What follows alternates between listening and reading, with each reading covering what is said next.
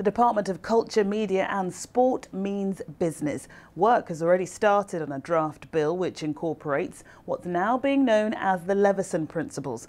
Less than 24 hours after we heard about the recommendations from the 2,000-page report by Lord Justice Leveson on what should be done to make sure the British press behaves itself much more than it's already been doing.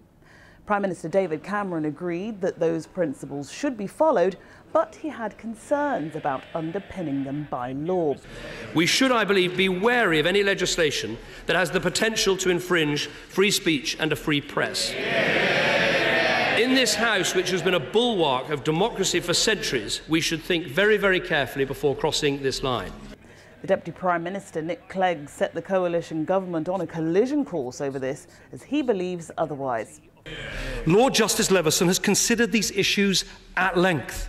He has found that changing the law is the only way to guarantee a system of self-regulation which seeks to cover all of the press.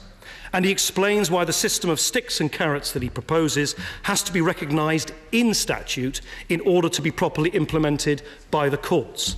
What is more, changing the law is the only way to give us all the assurance that the new regulator isn't just independent for a few months or years, but is independent for good. And let's not forget the victims of phone hacking, the very practice which prompted Lord Leveson's 8-month-long investigation into the standards and practices of the British press. The words uttered by the Prime Minister, they say, were nothing short of a betrayal that people feel let down. The politicians themselves, as well as the press, the politicians were in on this, and somebody independent was coming along and had made recommendations, and cautious optimism lasted for about 45 minutes, and then the Prime Minister spoke and said, well, he's not actually going to implement a report that he instigated. The Society of Newspaper Editors are against legal reinforcement, though, and reckon the threat of beefed-up fines of up to £1 million and more expedient apologies for wrongdoing is motivation enough for the press to clean up its act. Meanwhile, the draft bill being drawn up by the Department of Culture, Media and Sport should be ready within 2 weeks.